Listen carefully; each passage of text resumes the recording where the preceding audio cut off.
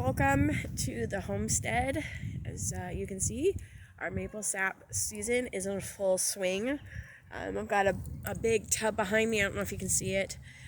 Let's see, like that probably. Anyway, I've got a big tub behind me, boiling down, getting ready to be an all-day process of trying to get that boiled down so we can bring it in tonight.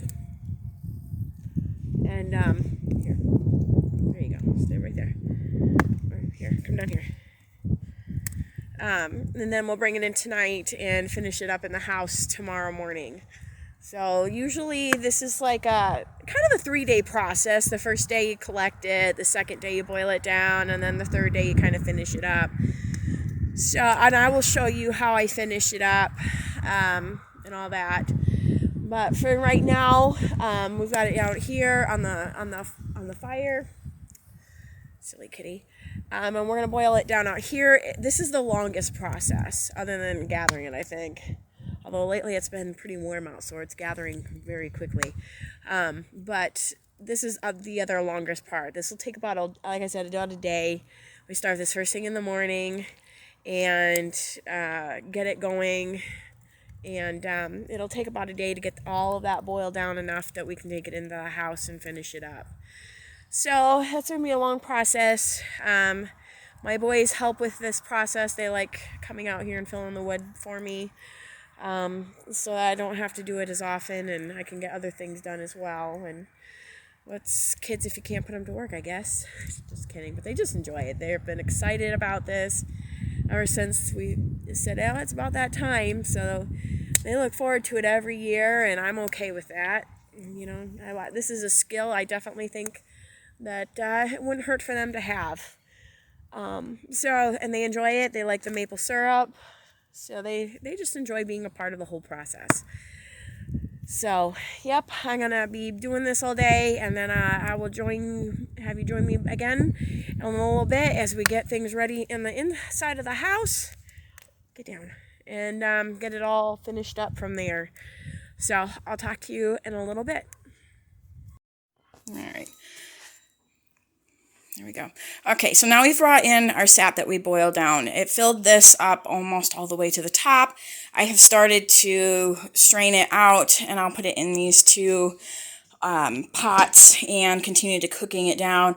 Now this will be more than these two can handle, so I'll just fill them, boil it down, and as it boils down, just keep adding more to it. And then after this is empty, this big one is empty, I'll boil these ones down until they're enough. And this one's a smaller one, so I will boil it down till they fill, or so they can combine and go into the smaller one. And then from there, I will finish it out in this one. But that'll take, this is going to be boiling all day long still. You see I've got this, I'm straining this. You can see already there's bits of ash in there, dirt. I've even had bugs sometimes when it's getting warmer and the bugs start coming out. But for right now, it's just ashes and dirt and sticks and leaves and who knows what else is in there. But I just strain that out. Now, probably with the big commercial ones that have like an evaporator, they probably take it right from the tree and strain it there before they start evaporating it. But I have found, because of the fact that we use we boil ours over in open flame, that's just a waste, because all of the ash and the silt and all that just ends up in there. So I just, when I bring it into the house and I start boiling it over my stove, that's when I filter it out and it works just fine. So that's what I'm doing right now. I'm just filtering this out. And this is just, you can get like cheesecloth, and I can't think of what it's called, but they've got some other cloth that you can use. This is actually diaper material. This is some sort of I can't remember what kind of even diaper this is, but it's like with the cloth diapers. I don't know. I've not been able to find any more because I want to get more of these because these work perfectly. I use these for my maple syrup. I use it for my bone broth. That's why it's colored a little bit. But I use these all the time. So I was hoping to get more, but I haven't been able to find anything. So I want to try to find some other cloth that I can use that works just as well. But I'm using these as long as I can. But yeah, this is just, if you're wondering, this is actually just a diaper. We used cloth diapers for a while. I never used these, and because I never could figure out how to use these particular ones. And then I needed to start straining things, and I'm like, that would work. And they do. These are really good for doing that with. So if you're wondering what to use, I found these. I have used coffee filters on this, but it seemed like they always clogged really fast. I mean, you can see how much stuff is in there. And these don't clog nearly as fast, so I'm able to do more with them. So I kind of prefer these. But so that's where we're at. I'm just going to continue to strain this out and get these boiling. And then when I get it down and reduced down to where we're finishing it up, I'll bring you back. Alright, so normally we would go until it says it is 219 on our thermometer, but it is foaming up, so I am going to go ahead and call that done. When it's foaming like that, it pretty much is another indicator that this is done. So it's at 218 now, so I'm just going to go ahead and call that done. So this is what we got out of all that sap that we just boiled down. 2-quart jars. That's not too bad at all. To get this ready for being shelf stable, all that I do is I pour my hot sap that's finished off in here, and just wipe off the rim with a wet, damp cloth to wipe off any of the syrup that might be around the edge of that. And then I just put my lid on it and put my ring on it and just let it sit. And it will seal itself, and it will be able to go on to my shelf like that. And stay there till we need it.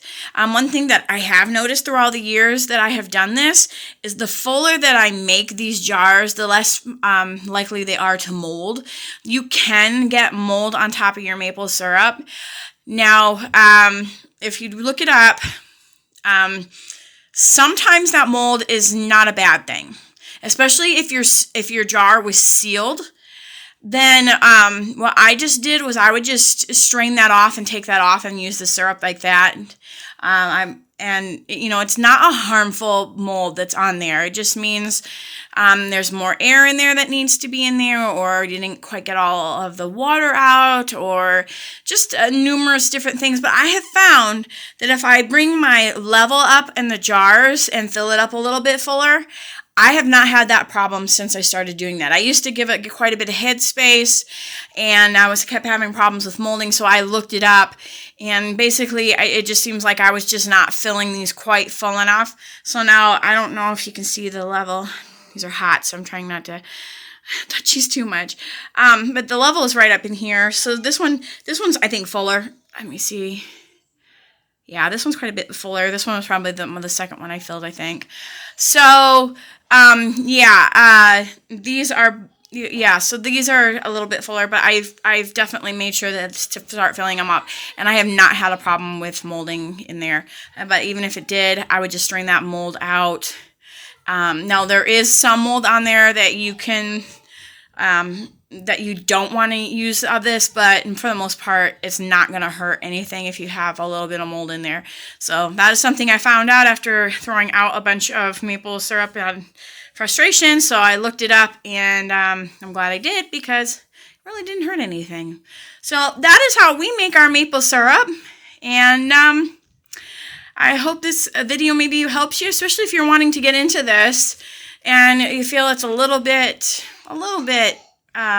intimidating, but it's not really once you get used to it and how to do it. And I've watched, I mean, even every year I usually watch a couple of videos on how to do this, because I forget. You only do it once a year and for a couple of weeks. So that's how I do it. And hope you enjoyed this video, and we'll talk to you on the next video. Bye.